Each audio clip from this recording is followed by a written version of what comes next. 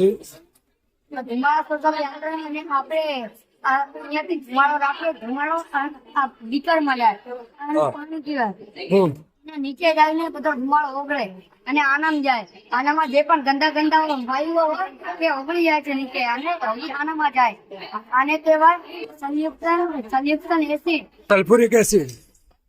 ભાઈ. એનામાં જાય તો આ હવા બહાર નીકળે અને તે હવા ગંદી નથી હોતી, તે હવા શુદ્ધ હોય છે.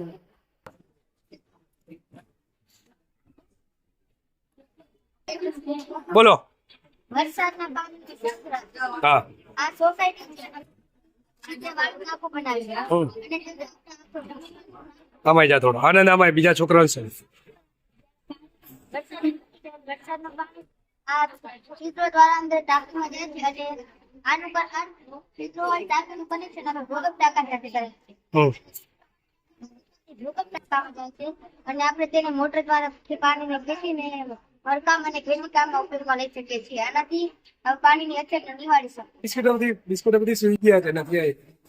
મેન છે નથી આ બીજા અમે વેજીસ મોડેલ બનાવે છે.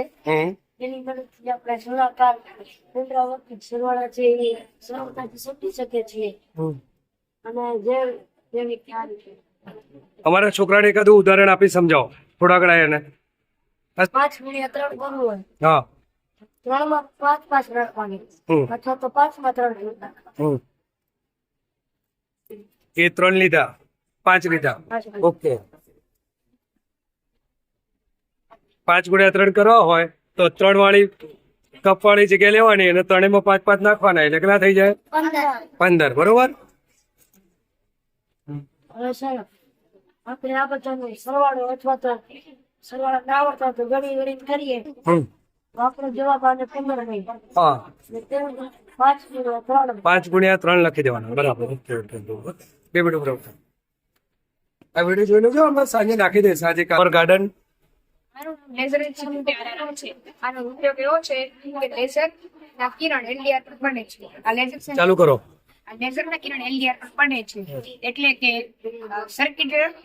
સર્કિટ બંધ રહે છે, બઝર શાંત રહે છે. પરંતુ જયારે કોઈ વસ્તુ કે વ્યક્તિ આપણા ઘરે ચોરી કરવા માટે કોઈ વ્યક્તિ આવે તો લેઝર ના કિરણ ને વચ્ચે આવે ત્યારે એલઈડી પ્રકાશિત થાય છે, બઝર વાગવા માંડે છે. ઘરની સુરક્ષા માટે. ઓકે. સિક્યુરિટી માટે છે આપણા મકાનની. હા.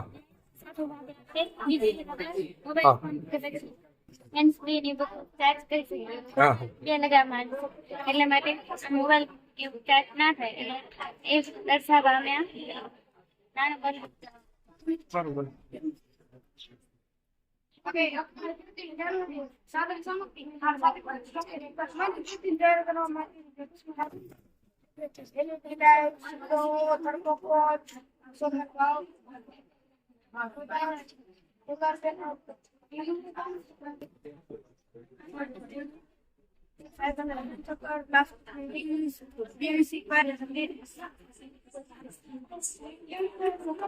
PM Shri waste management Patel PMC લાકડા પ્રાઇમરી ગર્લ્સ સ્કૂલ. હું સોનેલજી આ પીએમસી લાકડા પ્રાઇમરી ગર્લ્સ સ્કૂલ.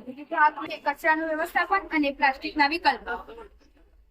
સિદ્ધાંત યાંત્રિક ઉર્જાનું વિદ્યુત ઉર્જામાં રૂપાંતર અને સૌર ઉર્જાનું વિદ્યુત ઉર્જામાં રૂપાંતર. સાધન સામગ્રી પુંઠા, ફેવિકોલ, મોટર, લાઈટ, બટન, ડબ્બા, પછી બોટલ, પુંઠા વગેરે. પ્રસ્તાવના. પૃથ્વી પર પ્રદૂષણો વધી ગયા છે જેના કારણે જાય છે. વર્ષ 2023માં ઇફકોના ડેટા અનુસાર 1.9 મિલિયન જેટલા ક્ષતિગ્રસ્ત થયા છે. એ મુદ્દાને ધ્યાનમાં રાખીને અમે આ મોડેલ તૈયાર કર્યો છે. સૌપ્રથમ 2 ગિયરની મોટરની મદદથી અને કન્વેયર બનાવી અને હોટલની આગળ રાખ્યું છે. કન્વેયરની પટ્ટીમાં છિદ્ર કરી તેમાં ડસ્ટબિન ગોઠવવામાં આવી છે. ભીના અને સૂકા કચરા માટે અલગ અલગ ડસ્ટબિન ગોઠવવામાં આવી છે.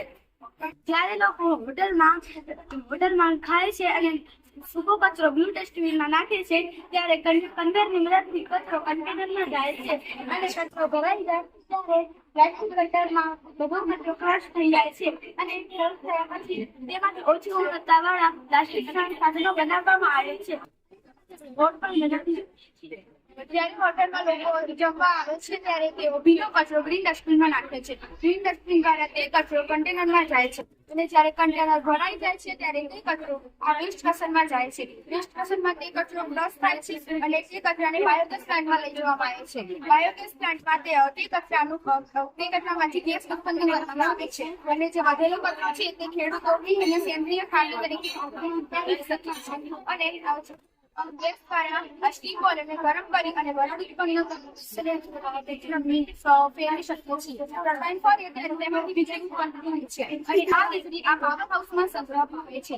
તે પાવર હાઉસની મદદથી જેનરેટર લાઇટો, વિદ્યુત લાઇટો અને બલ્બ શરૂ થાય છે. આ બોટલ ફેંકી દઈશું. અને આપણે પીવું જોઈએ ના. તે બોટલ નાખવી જોઈએ. તે નાખવાથી આપણને કોઈન મળે છે. અને આ પદ્ધતિ અત્યારે બહારના દેશમાં ચાલુ છે. આપણા અમદાવાદમાં ચાલુ છે. અરે આપણા દેશમાં અને જો જે લોકો જમવા આવે ત્યારે એક જ ડસ્ટબિનમાં કચરો નાખી દે તો સેન્સર વાગે છે જેનાથી આપણે કચરાનો યોગ્ય નિકાલ કરી શકીએ છીએ.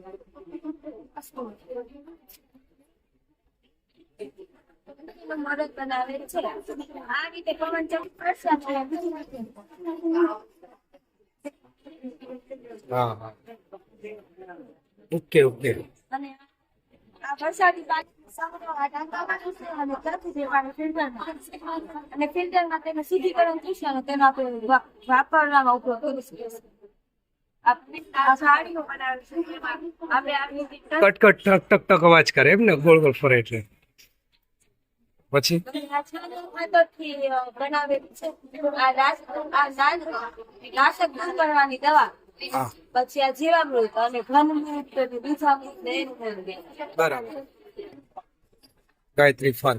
હા બટન દબાવશું ને હા તો અહીંયાથી પાણી આવશે હા આવ્યું આમાં જશે. ઓટોમેટિક. બરાબર. શું નામ છે આનું? Net house agriculture.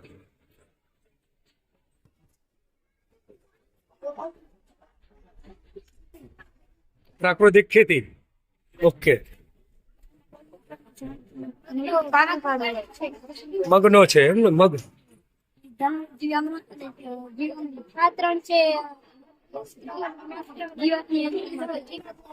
Okay okay. ગૌમૂત્રમાંથી બનાવી હતી. હમ. આ તેમાંથી ચાસમાંથી બનતો પદાર્થ બીજા મૃત ગૌશાળા બનાવી છે. ગૌશાળા બનાવી છે એમ ને? આનો ઉપયોગ શું થાય? આ બધું ખેતીમાંથીનું જ ઉત્પન્ન થાય એમ ને? ઓકે. ઓકે કહેવાનું ચાલુ.